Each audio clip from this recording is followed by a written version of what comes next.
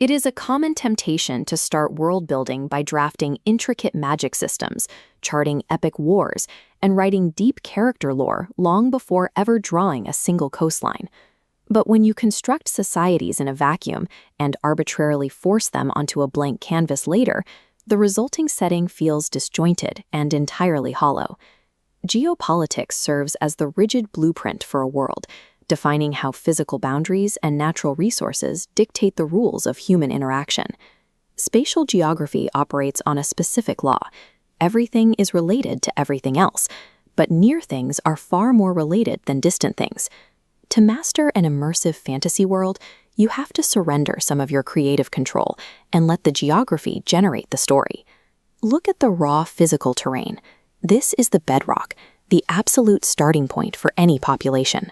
Any human-like species placed here has an immediate mandate to physically adapt to these specific conditions in order to survive. In a hot, arid climate, high sun exposure naturally requires local populations to develop a defense against the heat, resulting in darker, tanned skin. Conversely, communities enduring snow-covered environments with minimal direct heat and sunlight logically develop much paler skin tones.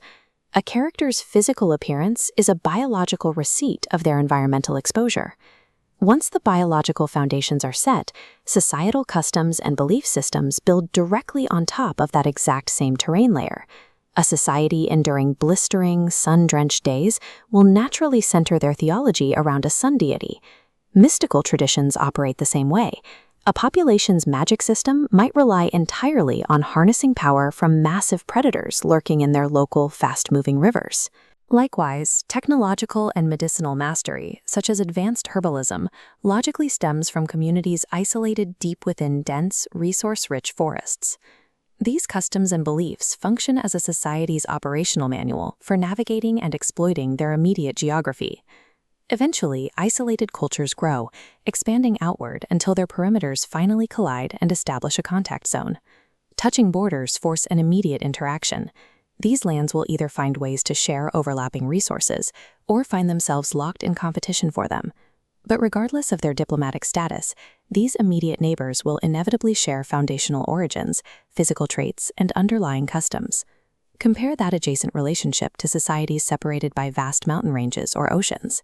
Extreme geographical distance prevents baseline cultural exchange entirely.